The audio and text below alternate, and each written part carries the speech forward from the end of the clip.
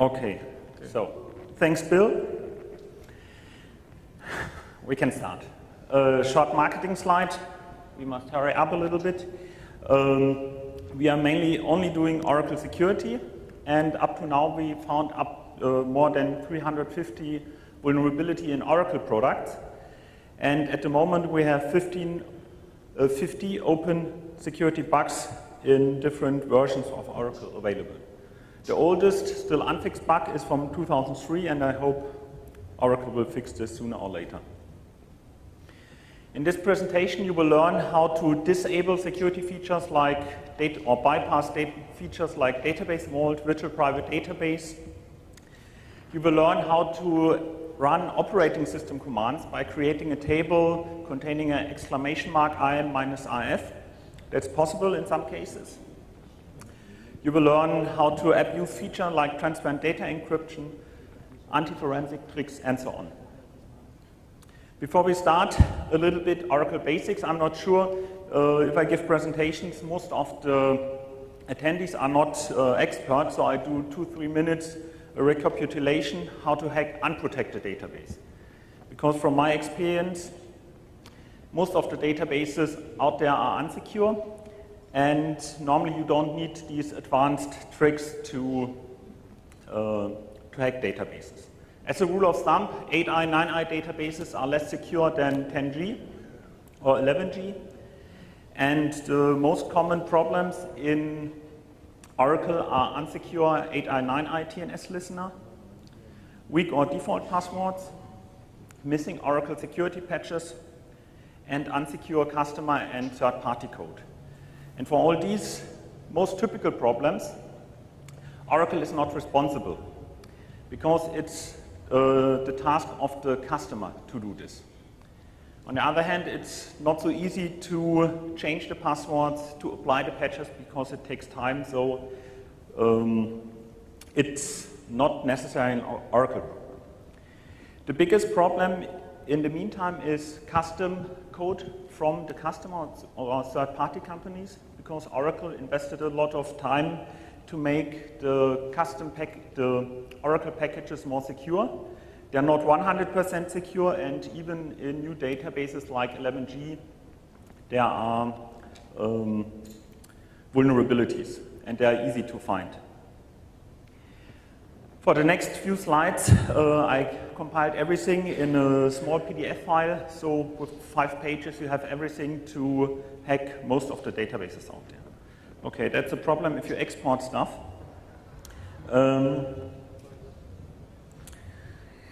Here there are 2 charts how to hack Oracle unprotected database, how to do this without having a user account, and another way, if you have a user account, how to do privilege escalation and so on. And you find this everything on the Hack in the Box webpage or on my webpage. Here it's quite small. Here are the typical commands what you need if you are not so familiar with Oracle. For example, how to decrypt some of the Oracle passwords which are stored in the table, because in some cases Oracle is not hashing the passwords, in some cases Oracle is encrypting the passwords. And Oracle is so nice, I have no idea what encryption algorithm they are using, because there's a small function called decrypt. And what I did, I said select decrypt password from table, and then I get everything in clear text. So it's quite nice. And there are also some links. Then some typical statements, how to get version number, if patches are applied, everything you need as a penetration tester, if you are not so familiar with Oracle. Here are some basics. Typical, if a listener is unprotected in 8i, 9i, in 10G Oracle changed this behavior and it's no longer working. The typical behavior attack is, first you change the name of a listener log to a file like .rhost or glogin.sql. Then you put statements like set term off, grant DBA to hack in the box, identified by hack in the box. This command creates the DBA user with this password. Then you can run some operating system commands, and this content is written in the glogin. And the next time a script is started on the database server, the SQL script, these commands are executed. because it's on the database server. In the server account, this is executed with DBA privileges. So without having a user account, this is possible. That's not a bug, it's just a feature of unprotected listeners. So you can just change the configuration and then you are protected. The next big problem, which many databases are still vulnerable, is a problem in the login process. If you log in against the database, Oracle is setting the national language settings with a command alter session set NLS. And this command was executed with sys privileges. So independent what account you're using to connect to the database, alter session was executed with DBA privileges. What I did, I just replaced the statement with grant DBA to public, and then you have democracy in the database, everybody's equal, because everybody can execute everything. A few months ago, David Litchfield released a small tool called Aura Out Alter Session, and with this tool, it's no longer necessary to patch DLLs, you just call the tool with a few parameters, and then you can escalate your privileges. There's a patch available since 2006, but from my experience, many databases out there are still attackable. And all databases from 7 till 10G release 2 are affected if the patch is not applied. Next critical issue, everything is standard stuff. So normally every hacker or every skilled hacker knows this or should know. In Oracle, there's a concept called inline view. And the problem since Oracle 7 or since Oracle 8, there's a problem with inline views, and Oracle is confused with the privileges. So if you have only select privileges on a table, you can use a special crafted inline view to insert update data. And this is one of the examples. You have insert into, and instead of using a table name, you can use a select statement. And if you use the same table twice, so if you have a self-join, then Oracle is confused with the privileges, and read plus read becomes write. And I found and reported this bug. Most people underestimate the power of this privilege. For example, let's assume you have a reporting system, and some of your reporting users have only read privileges. Using such a special view, you can insert, update, delete everything. And there's you need no special privileges because every user with create session can run an inline view. For update, it's the same. So select combined with an inner join, the same table, and then you can update this. This was patched with October 2006 CPU. But in this entire concept, there were multiple vulnerabilities. And 2 months ago, in July, Oracle fixed a similar vulnerability by creating a special crafted view, again with using the same table twice. For example, you use the dual table and the dual table again in a subselect. If you use such a view, you can insert, update, delete via this view. And if you're a little bit more familiar in Oracle, there's a dedicated table called dual. And this table contains normally only one row. And every application expects that this table contains only one row, because you need this for counting and something like this.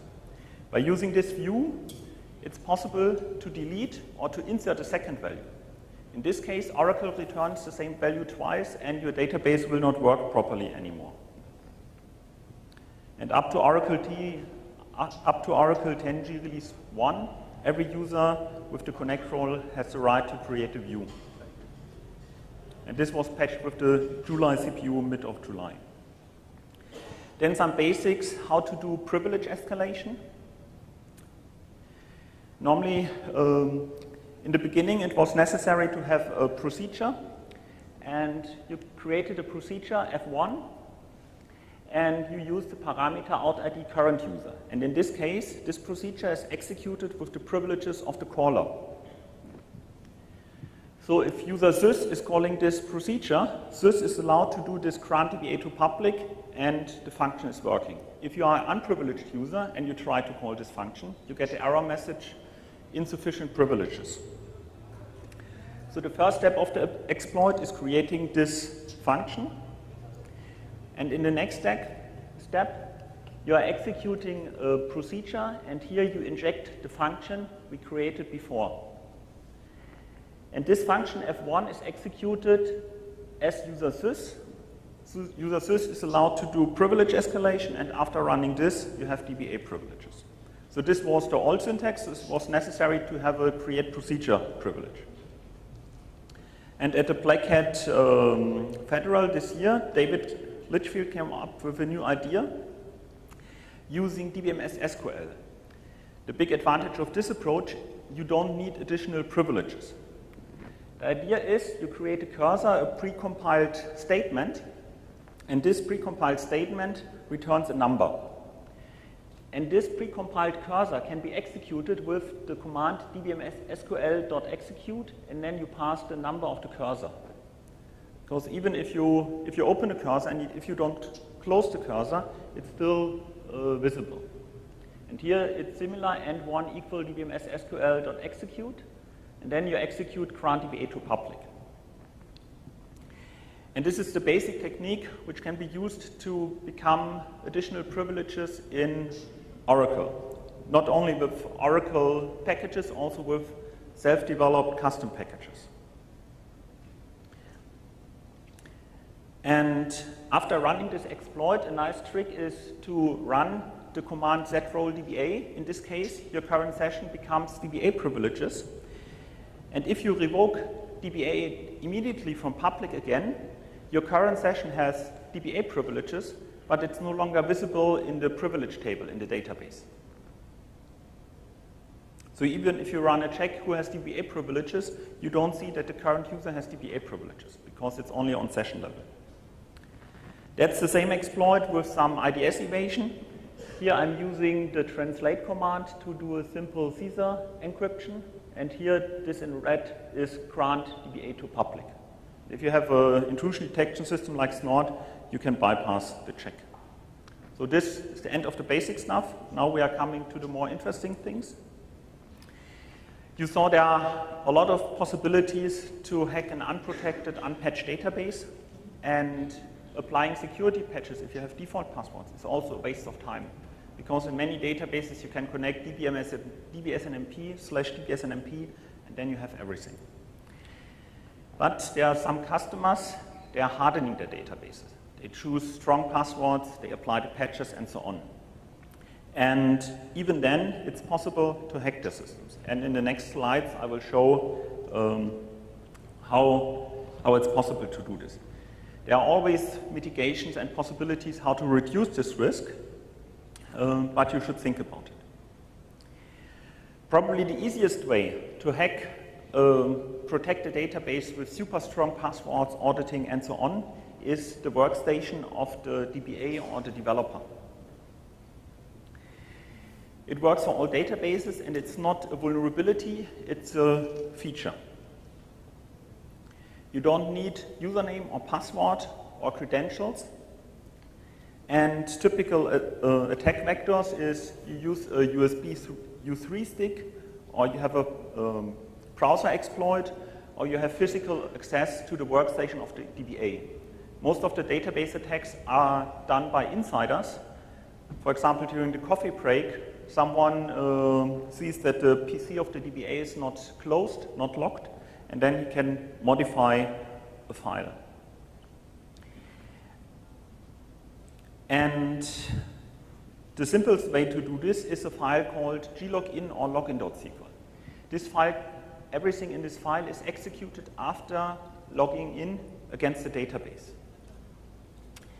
For example, if you put the drop user system cascade in the glogin file, if you connect to the database after the DBA provided his credentials,